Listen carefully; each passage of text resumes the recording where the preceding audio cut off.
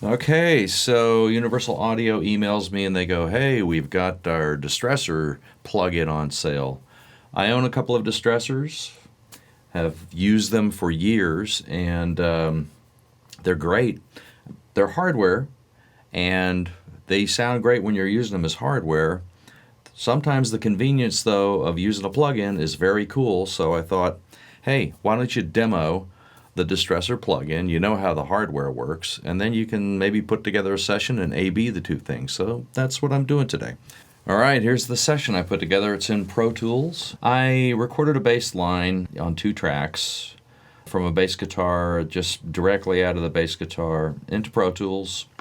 I have decided that since the Distressor puts out some sort of saturation, that's one of its features, I didn't want to run the bass guitar through any kind of an amp simulator because they introduce saturation. So I decided to run it through an EQ.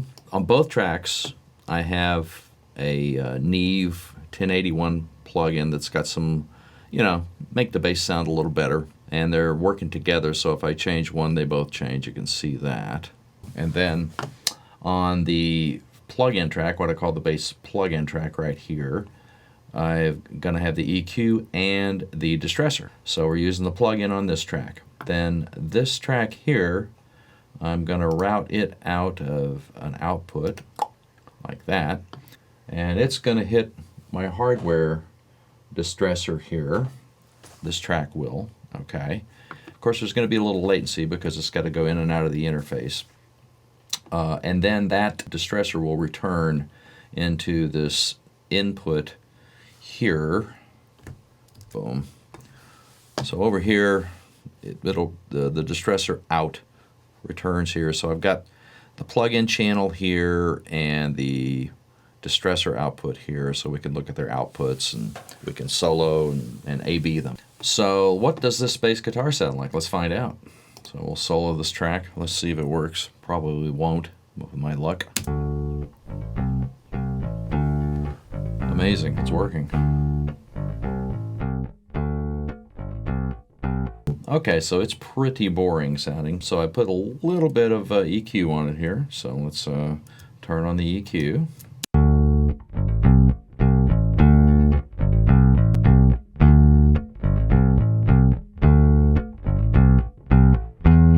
Okay, so that's what the EQ sounds like. If we bypass our Distressor over here and solo this one, we should hear the same thing.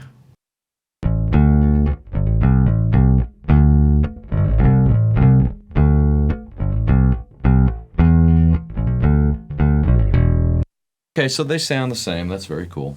Now, let's get the Distressors working and A/B them.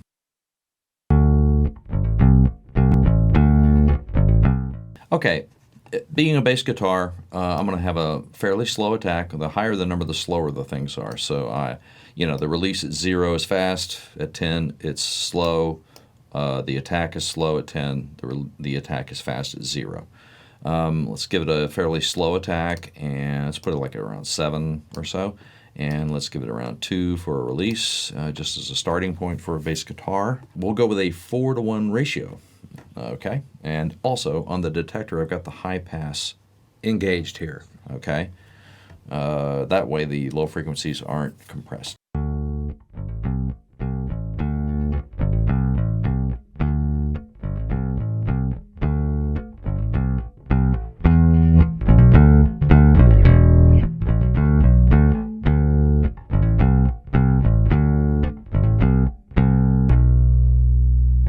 Okay, so this is the meter for the plug-in channel right here, and that's what's soloed right now. So let's take a look at our peak.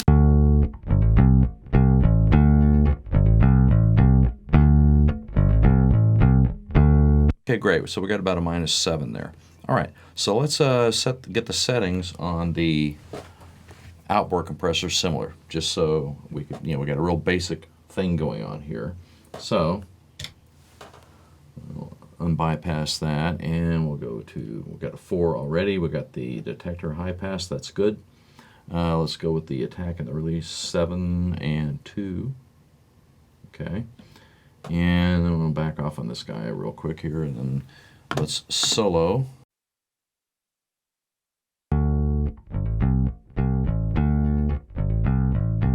So we're getting about -7, -8 on the gain reduction. That's about right. And the output, let's look at it.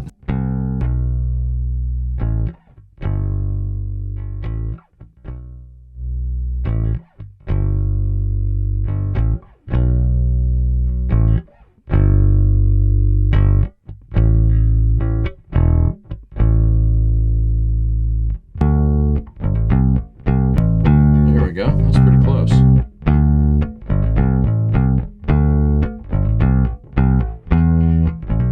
All right, so we've got things where it's reacting pretty similar. The outputs are the same. The gain reduction is about the same. Let's look at the knobs here. We've got just a little under 6 and just a little over 6 here, so that's about right. 7 and 2, we know those are the same. And then here, to get it to sound similar on the output and look similar, I'm having to crank this one a little higher. So they don't react exactly the same. The knobs aren't in the same position, but then that's probably to be expected. You think about it, you know, hardware, plugins, they're probably, if you put two distressors next to each other, they'd have different positions on the knobs. So A being the two, let's take a little listen to it again.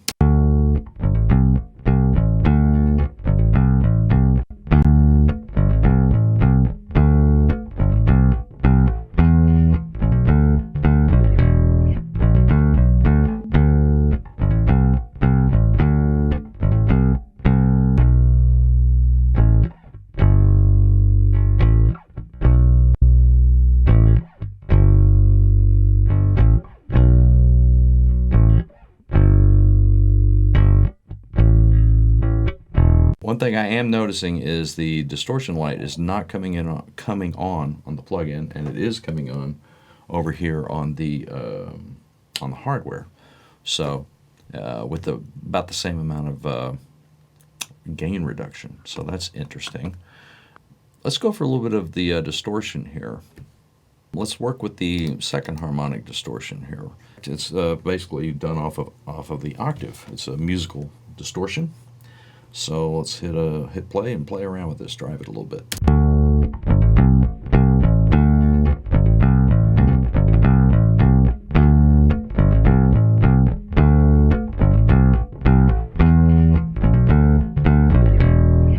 All right, I've tweaked these things to where the gain reduction is about -12 on both of them, and the return on the meters is around -4, -5. This is all peak. They sound pretty similar. The input and output are the only thing I'm really looking at here. On the hardware, we're at 6.5. On the software, we're like 6 1/4. On the output on the hardware, we're at like 5 3/4. And then on the output on the plug-in, it's around 5 1/4. So they're pretty close actually. Let's just A/B the sound, and the heck with all the meters here real quick. Here's the hardware.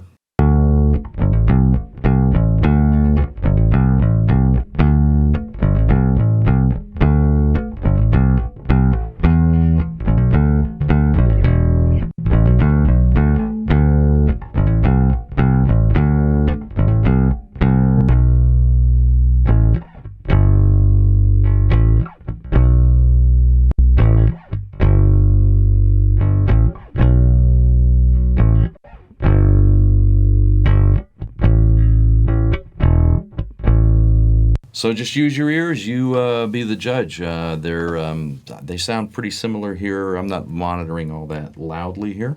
All right, let's play around with distortion 3, which is a more tape saturation kind of distortion. And see how they react. We'll leave the input and the output the same and see how it reacts. Here we go.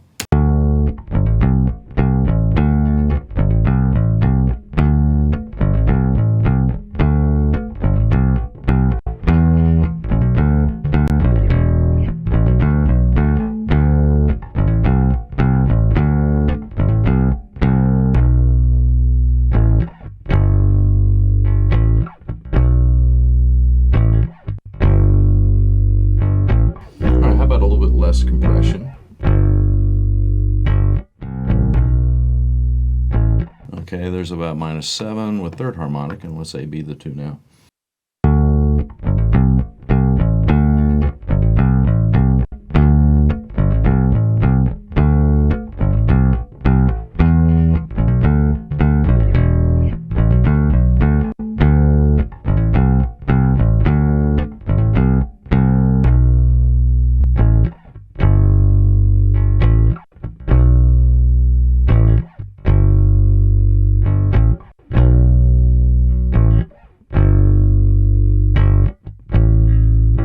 Okay, that's ABing the third harmonic with a little bit less compression there, a little bit less gain reduction.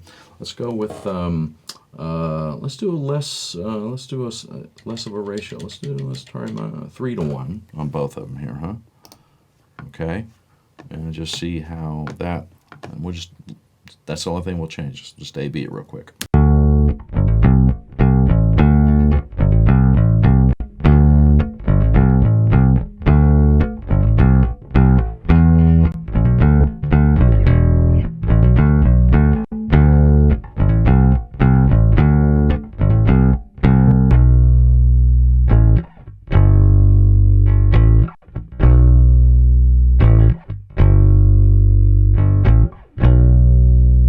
Different ratio there. Now let's try even a higher ratio. We were at 4, we went to 3. Let's try 6. See how that works.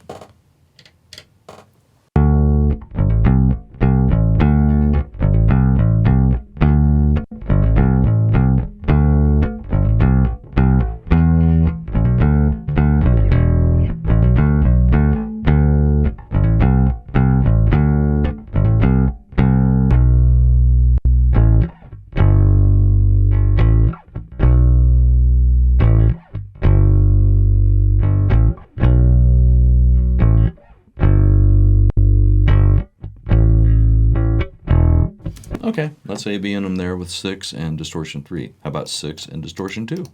See what that sounds like.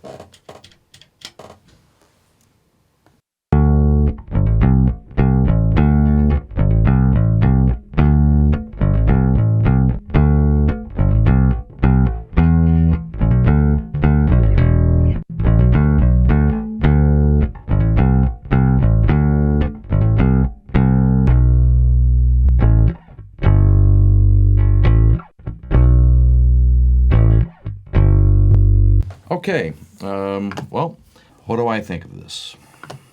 Well, for me, listening to the AB of these things, the hardware it goes into distortion before the plugin does. I don't know if that's by design, or maybe the hardware is not working right, or maybe the plugins, how can a plugin not work right? But yeah, so it sounds grungier, the hardware does to me.